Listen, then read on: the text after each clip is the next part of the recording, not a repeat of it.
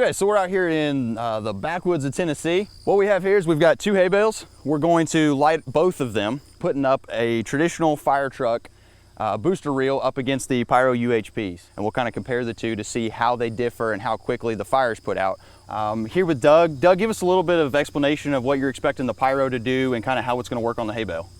Well, the Pyro runs at 1200 psi, and the nice thing about that, it creates smaller droplets, which gets us a little better penetration. It also creates velocity, so that'll help with the penetration too. So we're trying to get into the center of the bale, put out the fire deeply.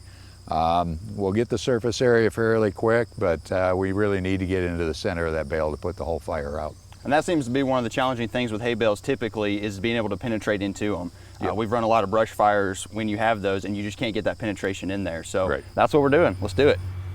Ready? You ready? Let's do it.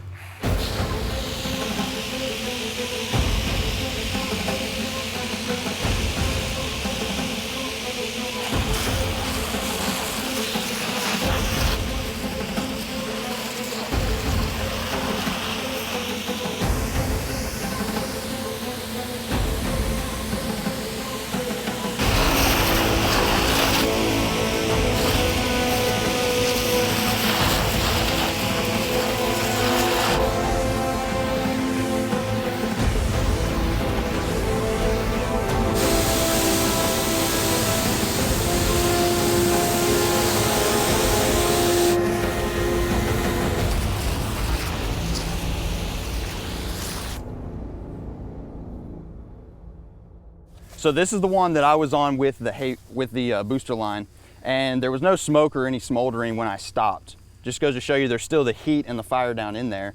So we've still got a lot of charred debris on the outside. We've still got some heat obviously in the center of the hay bale. So I was able to knock that external fire out great, but it's just not penetrating in to get that heat that's still inside of it. So we can walk over here and Doug kind of show us a little bit about what you did, some of your tactics, and what you ended up with.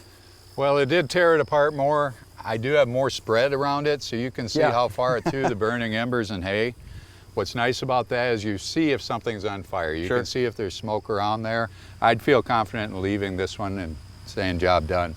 Well, and you can tell even from this one, I got up as close as I could with as much pressure as I could to try to blast it, but there's still a lot of charred spots. Like this, you can see every bit that was burned. Like, you basically blasted it apart to the point where you can tell whatever was burning is put out. So great. Okay, so it's been an hour and a half since we did our demonstration between the booster reel and the PyroUHP. We got a little concerned about this one hay bale. It's lit back up. We got a lot of flame and smoke coming off of it. So let's take a look at it a little closer. It's even raining out here and it's still just going to town.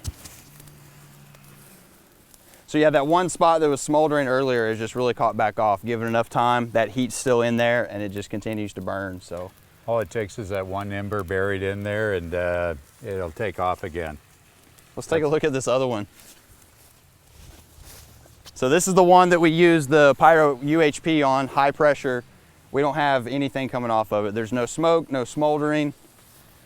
We use less water, same amount of time between the two, and we'd be good to leave this one and not have to worry about a rekindle.